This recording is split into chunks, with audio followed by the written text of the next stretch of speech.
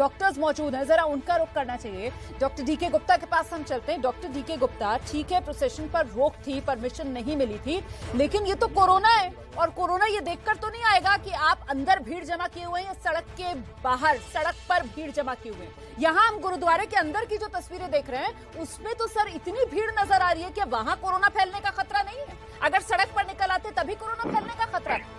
हालत ये है कि हम दोबारा अगस्त में पहुंच गए हैं। अगस्त में भी लगभग 60,000 केसेस पर डे आ रहे थे, अभी भी वही आ रहे हैं। तो अगर ऐसी हालत रही तो अगले 2 महीने बहुत खतरनाक होंगे, क्योंकि प्रॉब्लम ये है हमारे देश में इतनी सारी राजनीतिक पार्टियां हैं, सरकारें अलग अलग हैं, जो सेंट्रल गवर्नमेंट की पॉलिसी होती है स्टेट गवर्नमेंट फॉलो नहीं करती है, कहीं आपस में यूनिफॉर्म कम्युनिकेशन नहीं है, कहीं यूनिफॉर्म पॉलिसी इंप्लीमेंटेशन नहीं है, कहीं पे लोग राष्ट्र हित के बारे में सोचते नहीं। आप बात करते हो राष्ट्र हित संविधान की बात करते हो, लोग देश हित की बात नहीं करते, लोग करते हैं पार्टी हित की बात करते हैं, धर्म हित की बात करते हैं, स्वयं हित की बात करते हैं। जब हम लोग सेल्फ कंसर्न हो जाएंगे, अपने बारे में सोचेंगे, अपनी पार्टी के बारे में सोचेंगे, अपने धर्म के बारे में सोचेंगे, तो देश के बारे में कौन सोचेगा? देश भर में आम नागरिक थोड़ी सोचेगा। पूरी राजनीतिक रैलियां हो रही हैं, बड़ी बड़ी रैलियां हो रही हैं जो वर्चुअल हो सकती हैं, धर्मगुरु के आयोजन हो रहे हैं, पार्टियां हो रही, शादी हो रही, ब्याह हो रहे हैं, कहीं कोई कंट्रोल नहीं है। तो जब आम नागरिक देखेगा कि उसके नेतागण और उसके धर्म गुरु फॉलो नहीं कर रहे हैं कोई रूल और नियम को, तो आम नागरिक क्यों फॉलो करेगा? हम लोग बार बार बोलते हैं कि मार्केट में लोग आ रहे हैं, लोग शॉपिंग कर रहे हैं, लोग मास्क नहीं यूज कर रहे हैं, लोग को फाइन लगाना चाहिए, डिसिप्लिन लगाना चाहिए।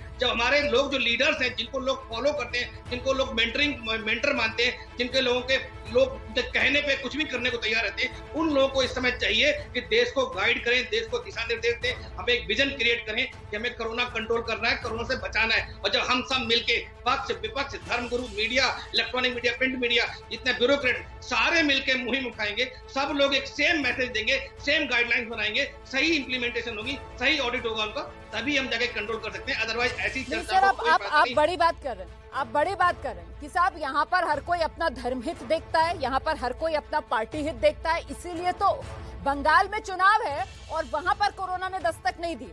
महाराष्ट्र के अंदर कोरोना का बम फूट चुका है।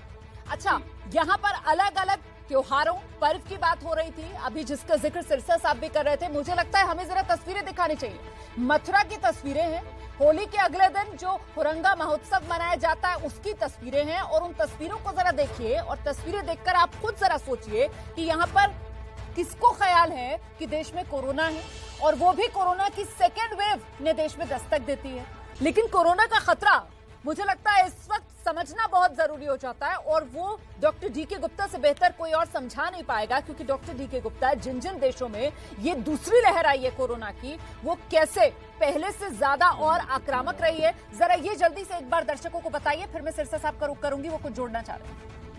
बिल्कुल रोमाना जी, हम सबको पता है कि कोरोना अपना रूप बदल रहा है और उसका नया रूप खतरनाक हो सकता है। हमको पता है जो यूके का, इंग्लैंड का जो स्ट्रेन था वो 70% उसमें ज्यादा इन्फेक्शन रेट था, ट्रांसमिशन रेट उसका हाई था।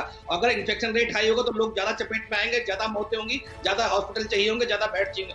ऐसे ब्राजील का नया स्ट्रेन आ गया, ऐसे ही उसका साउथ अफ्रीका का स्ट्रेन आ गया। इंडिया में भी डबल म्यूटेंट जो स्ट्रेन है वो लगभग 10 प्रदेशों में पाया गया है, और उसमें वो स्पाइक प्रोटीन में म्यूटेशन देखी गई है। तो अगर ये म्यूटेशन बड़ी होती है, जेनेटिक शिफ्ट नाम की कोई चीज आती है, तो हो सकता है हमें वैक्सीन बदलना पड़े, जो बहुत मुश्किल काम होगा इंडिया जैसे देश के लिए, कि हमारे पास सब अभी तक हम सिर्फ 6% लोगों को, 5 से 6% लोगों को वैक्सीनेट कर पाए हैं, और उसमें भी जो 2 डोज गई है उनका परसेंट सिर्फ 0.6% है। डॉक्टर गुप्ता, ये बात पूरी अथॉरिटी के साथ आप कह सकते हैं कि ये सेकेंड वेव है, ये दूसरी लहर है जिसने दस्तक दे दी है हिंदुस्तान में, इसमें तो कोई गुंजाइश नहीं है ना नानकुर? बिल्कुल दूसरी लहर है, और हम सबको पता है, हम सब देख रहे थे कि दूसरे देशों में ऑलरेडी लहर चल रही थी। जब एपी सेंटर बन गए महाराष्ट्र, पंजाब, कर्नाटक जैसे, तब हम लोगों को अकल आई, और अभी भी अकल नहीं आई पूरी।